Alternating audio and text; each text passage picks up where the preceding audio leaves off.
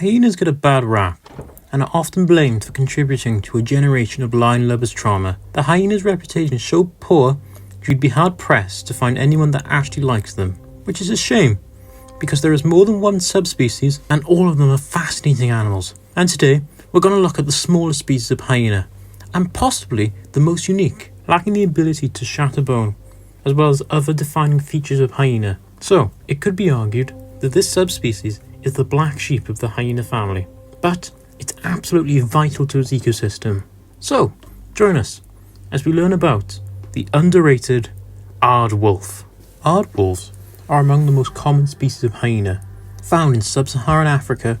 Their population is split into two distinct subspecies: the East African population, which ranges from the coast of Sudan right down to Tanzania, and the southern population, which has a much more solid range and also overlaps with a variety of different hyena species, but can be found primarily in South Africa, Zimbabwe, Mozambique, Namibia, and also Botswana. Typically, aardwolves make their home in shrubland, savannas, and grasslands.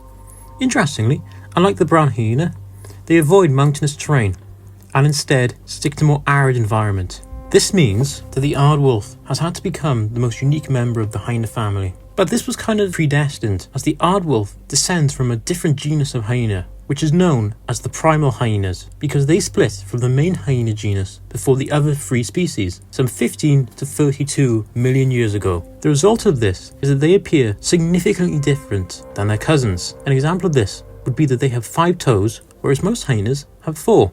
Notably, they're the smallest living member of the family, being just 80 centimeters long, which includes the tail, and standing at a height of 45 centimeters. So that's the size of a large fox. They also weigh about as much as a fox, being somewhere between 8 to 12 kilograms. However, as I just said, it's always worth remembering that these are at the end of the day hyenas. One of the ways you can see this is that when they feel threatened, they will make their back hairs stand on edge, very similar to both the striped and brown hyena. This has the effect of making the aardwolf appear 70% bigger. Aardwolf's fur is mostly tan, with black stripes running across their backs. Initially, this was thought to have emerged as a way to trick predators into thinking they were spotted hyenas. However, this theory has fallen out of favour, and what's now thought is that this colour scheme is to help them camouflage into the African bush. As mentioned in the previous section, there are 2 subspecies of hyena, Southern African and the Eastern African subspecies. Now, you're probably wondering, what's the difference and how do I tell them apart? Well, I'll be honest with you,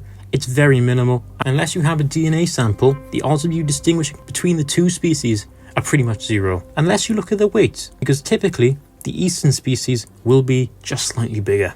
You can tell from their physique, aardwolves are wiry animals, which gives them incredible mobility, but also a top speed of around 20 miles per hour. Aardwolves have also evolved large ears, which are about the size of those found on striped hyenas, which is good because their eyesight is, to be honest, quite poor.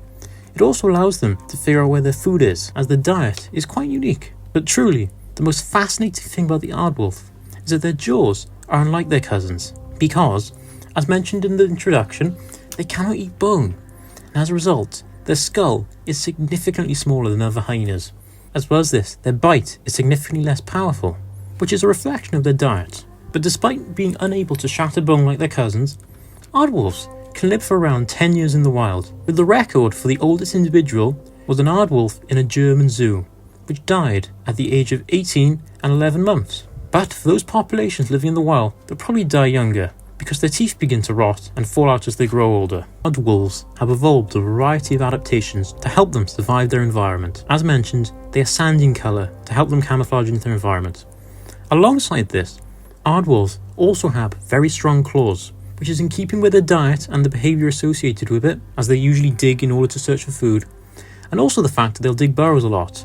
As I'll go into discuss in greater detail, aardwolves eat insects, which is actually quite smart, because this is how they get most of their hydration. So, they barely drink water, but there isn't much around anyway. The result of this is increased emphasis on the ears, as well as several other functions, because their diet consists of insects. As a result, sharp ears are vital for aardwolves, allowing them to hear their food underground. As well as this, the ears serve another vital function, as it acts as a way to regulate their body temperature. Also, they have a sticky tongue, which may sound bizarre, but when you realise what they eat, it does make a bit more sense. Because, as I alluded to, Aardwolves are unique when it comes to their diet because they're insectivores, eating pretty much exclusively termites. This explains why they're such strong diggers, why their sense of smell and hearing is so pronounced, and why their cheap teeth are so dull, as this is one of the ways in which they crush termites in the mouth. And as you can imagine, for an animal this size, they need to eat a lot. And to give you a rough idea of how many we're looking at, in a single night, an aardwolf can eat up to 300,000 termites. I should point out, it's not all from the same colony, and often, aardwolves will avoid certain colonies they've just been to, allowing them to recover. But they will return to the same colonies multiple times a month. Now, you might be wondering, how exactly do they eat all these termites? Well, it's quite simple. They have very sticky tongues, which are most similar to tongues found in other insectivores like the giant anteater. And aardwolves will rarely deviate from this termite diet. However, there have been scenarios in which they've eaten other things, such as different species of insects, and, if they're really desperate, birds, small mammals, and also eggs. Another difference in their diet is that, unlike the rest of the hyena family, they don't scavenge off dead animals and are concerned only with their insect diet. But it should be pointed out that aardwolves can eat meat. However, it either needs to be cooked for them or it needs to be finely ground into a paste. So, I'm going to say that just on that technicality, it doesn't count, and that aardwolves are pretty much purely an insectivore.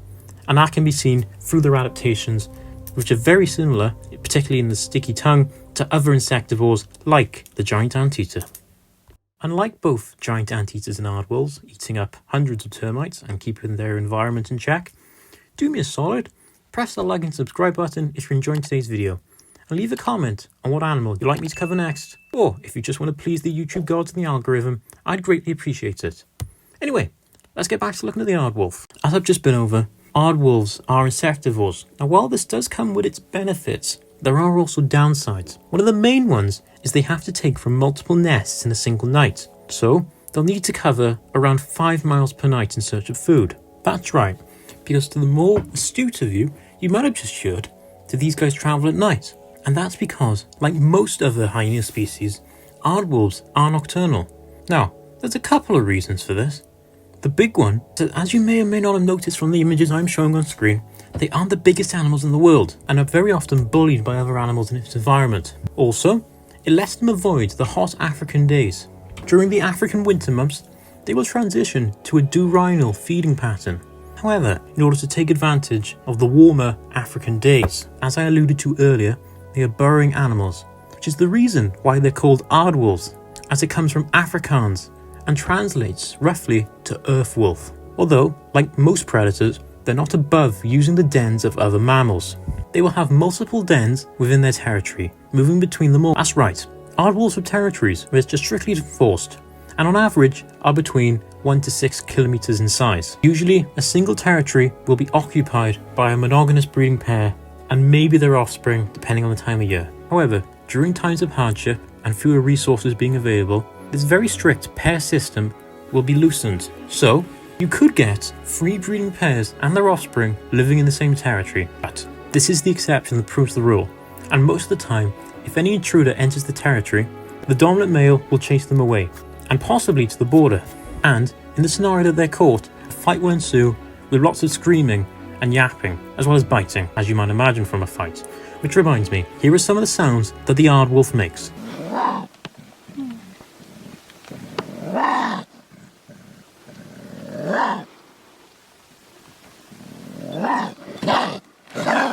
You gotta admit, that's a pretty weird sound for a small animal. Anyway, most of the interspecies conflicts occur during the breeding season, as aside from this time, aardwolf society is fairly peaceful. Aardwolves are shy animals. This, coupled with their nocturnal lifestyle, means that they are quite hard to study. An example of this would be their foraging behaviour. It was once thought that aardwolves foraged in pairs. However, recent studies have now found that this is complete and total rubbish, and aardwolves, like most hyena species, will forage solo. Aardwolves are mostly solitary animals, only coming together for breeding. However, the female will stay loosely in the male's territory. But there have been scenarios of a dominant male mating with multiple females in his surrounding territory. This happens if the female partner cannot fight him off and the male partner is just too weak. Interestingly, Unlike most members of the hyena family, Aardwolves have a very strict breeding season, with the only determiner being where they live. Usually, it starts at around early July, at which point males will once again begin to mark out their territory. Or, if they're a new male, they will begin to look for a new territory, and will probably seek to supplant the dominant male of said territory. Now, as I alluded to earlier, whilst Aardwolves are typically monogamous, certain individuals, usually males, will practice polygamy. Now, it should be noted that when this happens, the female will usually immediately mate with the male. The reason for this behaviour is that the dominant male wishes to pass on his gene, and the female needs to make sure that her pups survive. So, by mating with the dominant male of that territory, it allows her to make sure that that male is likely to attempt to care for the pups that she's carrying, as if he doesn't, he will either kill them or abandon the cubs. However, I should point out once again, this is the exception, and Aardwolves are very monogamous, to the point that they'll usually stay with the same partner till death. Once the female is pregnant, gestation will last for around 89 to 92 days, which will line up with the rainy season beginning, which occurs between October to December. This is significant once again because it lines up once again with the times that most termites are active, so food is in high abundance, increasing the cubs' chance of survival. The female, pretty much like most hyena species, will choose a maternal den to give birth in. Usually, a single Aardwolf cub litter is around 2 to 3 cubs. However, it can be as high as 5. Once born, an Aardwolf cub will be around 250 to 350 grams, and they will be totally reliant on their parents. However, they are born with their eyes open. During the first 6 to 8 weeks, they will stay in the den, with the only form of sustenance being their mother's milk. But unlike most hyena species who are carnivorous, because of the dietary restrictions of the Aardwolf, the female has to leave the den in order to forage. While she does this, the male will watch over the cubs, keep them safe, often watching them for full nights until the female returns, at which point they will swap over so the male can go feed. This will continue until the cubs reach the age of 2 months old, at which point they will start to leave the den with the parents in order to start developing the skills of foraging and also to learn the threats present in its environment. Aardwolf cubs technically reach the age of independence at around 4 months old, but they can stay with their mother until the next breeding season, at which point they will be pushed out of the territory by the male, which is usually their dad, at which point if they're a male, they will start to look for a new territory to take over. However, for a female, it's looking for a partner for you both to settle in a territory in. But I should point out there's a bit of a delay, because both sexes will start breeding on average at the age of 2.5 years old, but only a handful of cubs born will be able to reproduce, because, as you've likely seen from watching documentaries about Africa, it's not exactly the safest place in the world. And this coupled once again with the Aardwolves being the equivalent of a goldfish in a very big pond, there are numerous threats to the Aardwolf. Now, as per always, the lion and leopard make an appearance on this list. It really does seem like lions and leopards have it out for pretty much every genus of the hyena family. But I should point out that unlike the spotted hyena, it's not exactly on site when it comes to Aardwolves, and these big cats are typically slightly more tolerant of the Aardwolf's presence. But that doesn't mean they're not above killing Aardwolf cubs. Also, other species of hyena will go after and kill Aardwolves in order to avoid competition in future. But the main threat of Aardwolf is the African painted dog, and pretty much like all predators mentioned above, they will all target the cubs of Aardwolves. Perhaps the biggest threat to the Aardwolf that isn't natural to its environment is dogs, both feral and domestic, which leads us on to the natural evolution, and pretty much in every video I've done is consistently the biggest threat to every animal on the planet, including the Aardwolf. Like most hyenas, farmers in their home range typically believe that Aardwolves kill livestock, even though they don't eat meat. But this perception is changing thanks to education campaigns. So now, farmers are seeing the importance of Aardwolves as they keep termite populations low, ensuring that trees and areas that Aardwolves live in remain strong, without termite infestations. However, there are still occasions where Aardwolves have been killed. Sometimes it's for their fur, other times it's because dogs have attacked them, and on some occasions it's farmers killing them because they see them as a threat. But despite all these threats, Aardwolves are in the conservation category of least concern. The reason for this is because they're widely spread out, and their food source is one that's in, let's be honest, quite high abundance, allowing for a stable population to develop, and also because they don't have much pressure on them in regards to hunting and reliance on larger prey. However, we should still protect these animals, because not much is known about them due to both their nocturnal life, but also the fact that they are still fairly rare in their territories, and they provide a vital service to the local African ecosystem. Now, you've been very patient sitting through this video, so I'm going to answer the question posed in the title. Are Aardwolves typical hyena? They're pretty much nothing like their cousins in the rest of the Hyenidae family. In fact, they were once classified as their own species, called the Preaditors. But genetic tests have found the correlation between the Aardwolf and the rest of the hyena family. So, as far as I'm concerned, whilst the Aardwolf is unique, it still deserves its rightful place at the Hyenidae dinner table. Well, that's the Aardwolf, the smallest species of hyena. Now, if you're good at maths, we've got one more species of hyena to cover. So, you better like and subscribe to not miss that particular upload. But, in the meantime, check out this video on the brown hyena, and I'll see you in the next one.